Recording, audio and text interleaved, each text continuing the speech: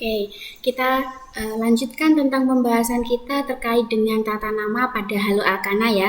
Setelah pertemuan kemarin kalian belajar tentang tata nama haloalkana yang IUPAC, sekarang kita akan belajar yang trivial. Oke, tata nama yang trivial. Nah, cara penamaan untuk yang trivial adalah alkil halida dengan menyebutkan jumlah halida dengan mono, di, tri, tetra, dan seterusnya. Tapi untuk awalan mono kadang tidak disebutkan. Misalkan ini ada CH3Cl.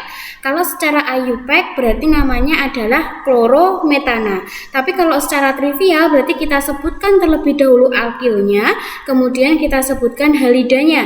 Alkilnya adalah CH3, berarti nanti kita sebutkan CH itu adalah metil, ya kan? Metil halidanya adalah Cl, berarti kloro kan, tapi karena belakangnya ida berarti klorida, berarti namanya metil klorida. Oke. Kemudian untuk yang kedua, yang contoh kedua ini ada Br CH2Br, berarti nama senyawanya adalah, ingat, halidanya ada 2, alkilnya adalah metil, berarti C-nya kan 1, berarti kita anggap metil dibromida. Sedangkan untuk contoh yang ketiga ini karena F-nya 3 berarti fluoro, ya kan, fluorida, berarti nanti namanya adalah metil trifluorida. Sedangkan yang contoh keempat ini adalah karena ada 4 berarti nanti nama senyawanya adalah metil tetra klorida, gitu ya. Jadi disebutkan alkilnya terlebih dahulu, kemudian halidanya. Kalau halidanya bromo berarti bromida, kalau kloro berarti klorida, kalau fluoro berarti fluorida, kalau I berarti iodida, gitu ya. Itu untuk nama trivialnya. Kemudian selanjutnya adalah kita akan belajar tentang isomer haloalkana. Nah, isomer haloalkana itu ada 2. Yang pertama adalah isomer kerangka, yang kedua adalah isomer posisi. Nah, isomer kerangka terjadi pada senyawa-senyawa yang memiliki rumus molekul dan gugus fungsi sama. Jadi rumus molekul dan gugus fungsinya sama, tapi kerangka rantai induknya berbeda. Kita lihat contoh ini. Rumus molekul dan gugus fungsinya sama, yaitu sama-sama mengandung haloalkana berupa Cl. Rumus molekulnya kita lihat, C-nya ada 1, 2, 3, 4, C-nya 4, hidrogennya ada 3 tambah 2, 5, tambah 1, 6, tambah 3, 9. C-nya 4, hanya 9, Cl-nya 1. Kita lihat untuk senyawa yang kedua, C-nya ada 4, hidrogennya ada 9, Cl-nya ada 1. Oke, berarti rumus molekulnya sama, gugus fungsinya sama. Tapi kalian lihat, rantai induknya untuk senyawa yang pertama, rantai induknya ini kan ada 4 atom C, ya kan? Sedangkan untuk contoh yang kedua, senyawa yang kedua itu rantai utamanya ada 3 rantai. 3 atom C, bukan 3 rantai, ada 3 atom C. Nah, inilah yang disebut sebagai isomer kerangka. Jadi rumus molekulnya sama, gugus fungsinya sama, tapi kerangka rantai utamanya berbeda. Oke, yang ini 4 C-nya, yang sebelahnya ada 3, gitu ya. Itu untuk isomer kerangka. Kemudian isomer posisi. Isomer posisi terjadi pada senyawa-senyawa yang memiliki rumus molekul sama, gugus fungsinya sama, kerangkanya juga sama. Tapi letak posisi gugus fungsinya berbeda. Nah, ini yang biasanya kalian kenal, yang kalian geser-geser. Isomernya kalian geser-geser, itu ya. Oke, kalian lihat contohnya. Di sini Cl berada pada C nomor 1, kemudian Cl-nya kalian geser ke C nomor 2. Namanya sudah beda, yaitu 2-kloropropana, gitu ya. Itu untuk isomer posisi yang biasanya kalian geser-geser itu gugus fungsinya, gitu ya. Itu untuk isomer yang dimiliki oleh haloalkana. Itu ada 2, yaitu isomer kerangka dan isomer posisi. Kemudian yang ketiga,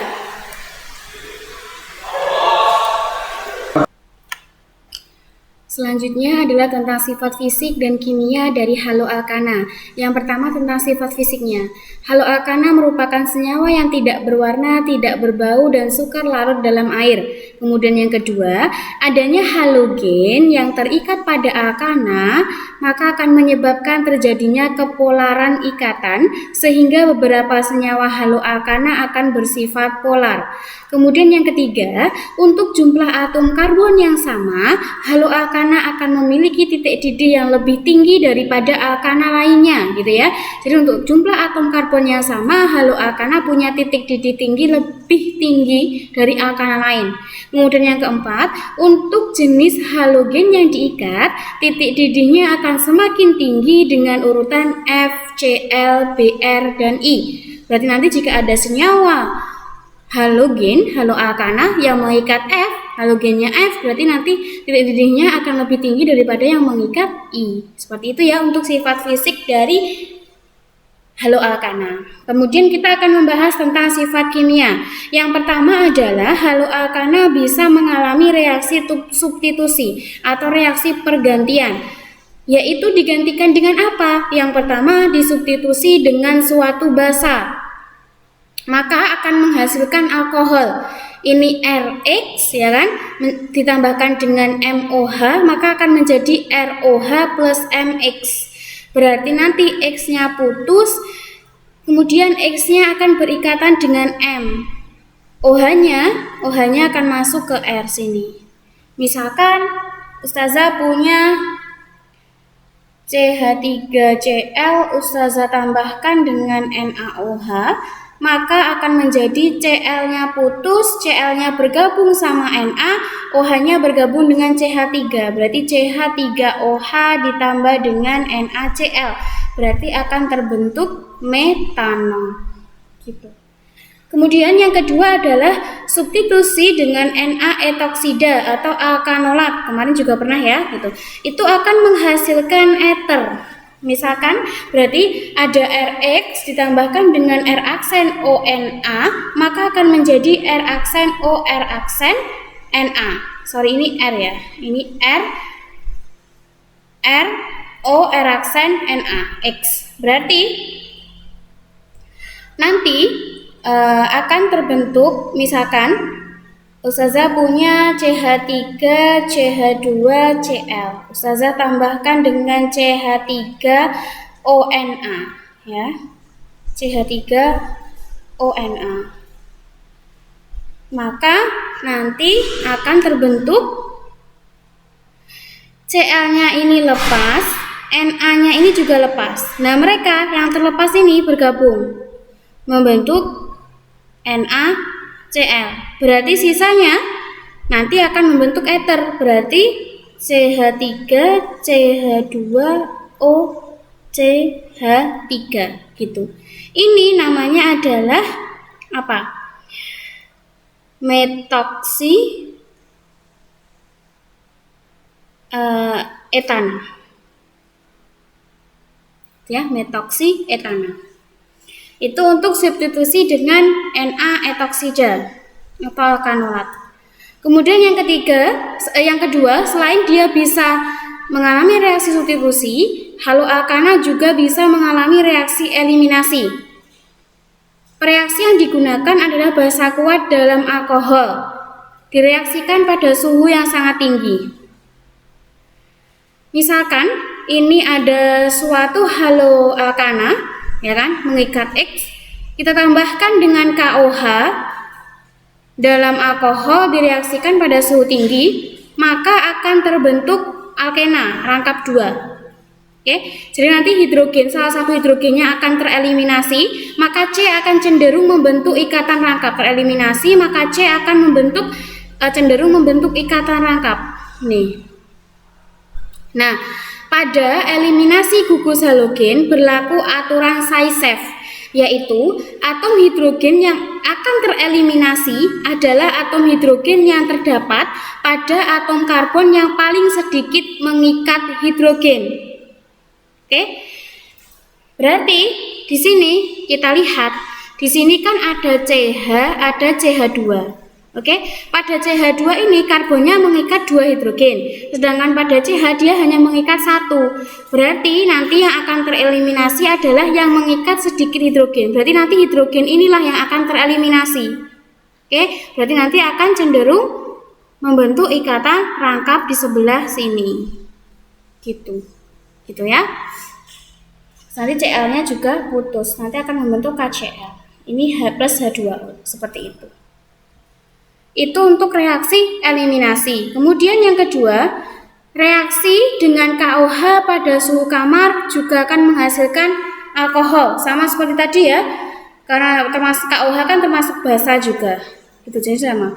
Misalkan CH3, CH2Cl ditambahkan dengan KOH, maka akan menjadi CH3, CH2OH ditambah dengan KCl. Nah, ini adalah etanol. Kemudian reaksi reduksi. Reaksi dengan gas hidrogen atau hidrida akan menghasilkan alkana. Misalkan ada 4RX dengan LiAlH4, maka X-nya nanti akan putus, hidrogennya dari sini salah satunya masuk ke sini. Menjadi 4RH jadi alkana, ya kan, ditambah LiX ditambah AlX3. Ini kan X-nya 4 molekul.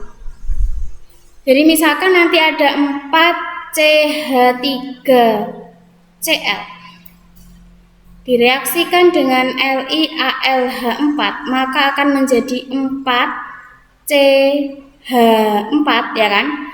CH3-nya, R-nya kan CH3, terus CH4 ditambah dengan LiCl ditambah dengan AlCl3. Jadi CH4 ini adalah alkana, ya kan? Yaitu namanya metana. Misalkan lagi nanti ada 4CH3, CH2, CH2Cl direaksikan dengan gas hidrogen dalam LiAlH4, maka akan menjadi 4CH3, CH2, CH3 ditambah LiCl ditambah AlCl3. Nah, ini namanya adalah 1, 2, 3, berarti propana, seperti itu. Jadi ketika kita mereduksi haloalkana gitu dengan menggunakan gas hidrogen, maka akan menghasilkan alkana, seperti itu. Kemudian yang kelima, sintesis Wurtz. Reaksi pembentukan alkana dari haloalkana dengan logam natrium. Jadi ketika kita punya haloalkana ditambahkan dengan logam natrium, maka akan terbentuk alkana juga, gitu ya. Ya sama, berarti 2CH3CH2Br ditambahkan dengan 2Na, maka akan menjadi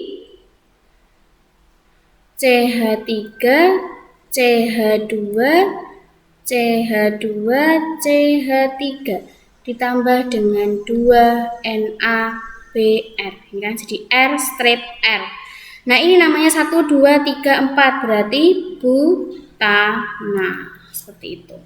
Kemudian yang keenam, reaksi Grignard dilarutkan dalam pelarut eter yang kering. Misalkan kita punya C2H5Cl ditambahkan dengan Mg, ya kan? Reaksi Grignard, maka akan menjadi C2H5MgCl. Ya, C2H5MgCl itu adalah reaksi Grignard. Karena kan kemarin kalau reaksi Grignard biasanya dituliskan RMgX, ya kan? R-nya C2H5, Mg, X-nya adalah Cl. Nah, berawal dari reaksi Grignard yang dihasilkan tersebut, maka dapat terbentuk senyawa turunan alkana lain. Jadi intinya, kebanyakan untuk haloalkana itu ketika direaksikan dengan senyawa lain, dia akan cenderung membentuk alkana, gitu ya, selain membentuk alkohol tadi. Nah, ini adalah beberapa contoh ketika senyawa ini C2H5MgX, yaitu reaksi Grignard ditambahkan dengan senyawa lain gitu. Misalkan kayak seperti ini dihidrolisis, maka akan menjadi C2H6 dan seterusnya. Silakan nanti kalian lihat sendiri gitu ya. Nanti PPT-nya juga sudah Ustazah share di grup kalian. Kemudian setelah kita membahas sifat kimia, kita akan belajar tentang pembuatan dari haloalkana. Yang pertama, substitusi halogen terhadap alkana dengan bantuan sinar UV.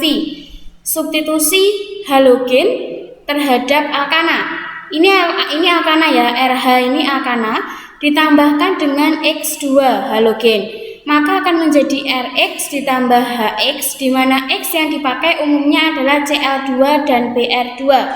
Oke, misalkan Ustazah punya CH3 CH3, ya kan? CH3 CH3 ditambahkan dengan Cl2, maka akan menjadi RX. Oke. Kalau bingung CH3 CH3 ini bisa dibentuk seperti ini, CH3 CH2H, ya kan? Bentuknya kan jadi sama seperti ini. CH3 CH2 ini adalah R terus strip H gitu kan. Nah, itu akan menjadi RX. X-nya adalah si Cl. Berarti nanti akan menjadi CH3 CH2Cl ditambah dengan hanya tadi putus 1, Cl-nya masih 1 di sini, berarti akan menjadi plus HCl seperti itu. Nah, ini terbentuk ya. Ini berarti namanya apa? Kloroetana. Ya kan? Kloroetana. Kemudian yang kedua, haloalkana juga bisa terbentuk dari reaksi adisi HX terhadap alkena atau alkuna. Nah, ini nanti akan berlaku adisi Markovnikov. Oke, pada adisi HX terhadap alkena ini akan berlaku adisi Markovnikov ya. Nah, adisi Markovnikov itu, jadi ketika suatu alkena atau alkuna kita tambahkan dengan HX, berarti kan ditambah HX gini kan. Nah, hidrogen ini akan cenderung terikat pada C yang mengikat alkil lebih sedikit. Sedangkan X akan cenderung terikat pada C yang mengikat alkil lebih banyak. Tuh. Nah, misalkan Ustazah punya CH3 CH2, kemudian ini CH ya, CH, kemudian CH, terus CH2 CH3 seperti ini. Oke. Kemudian Ustazah tambahkan dengan HBr. Maka hidrogen akan terikat pada C yang mengikat alkil lebih sedikit. Sekarang kita lihat C, ini kan kita lihat yang punya ikatan rangkap. Kita lihat ini yang Ustazah kotain. Nah, C yang sebelah kiri ini dia hanya mengikat satu alkil, sedangkan C yang sebelah kanan ini dia mengikat CH2 CH3. Artinya jumlah C yang terikatnya itu lebih banyak.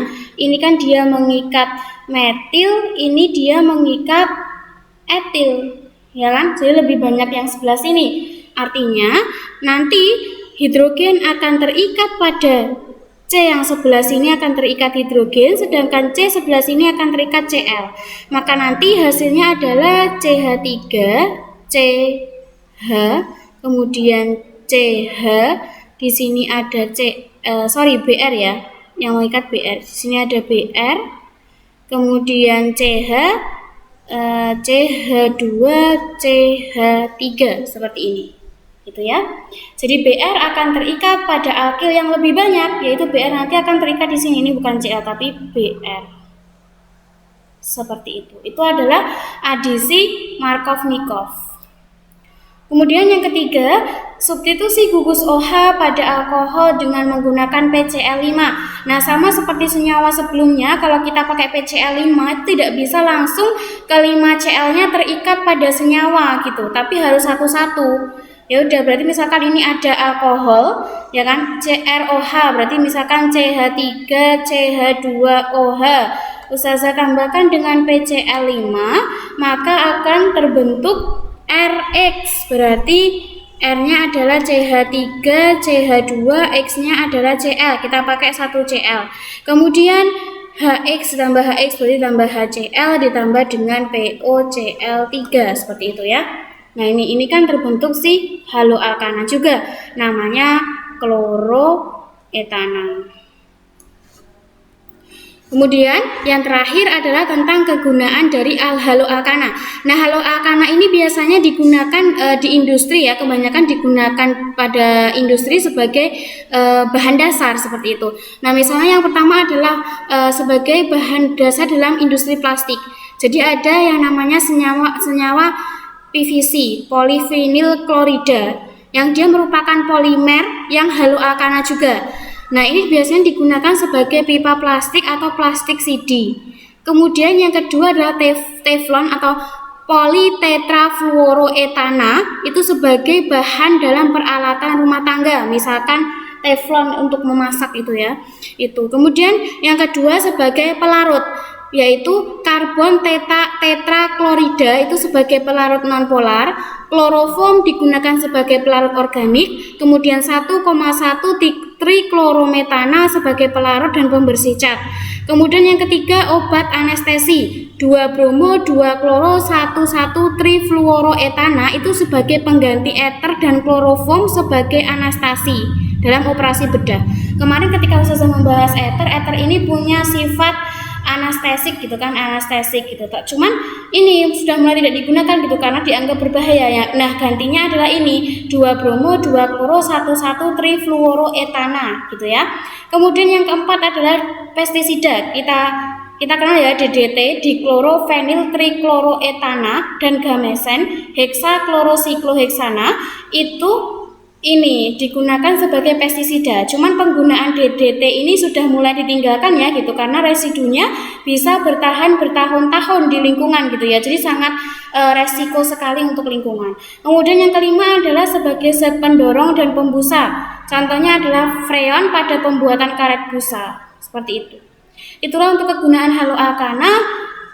Selesai ya untuk gugus fungsi dari senyawa karbon turunan alkana. Sekian dan terima kasih, semoga bermanfaat. Assalamualaikum warahmatullahi wabarakatuh.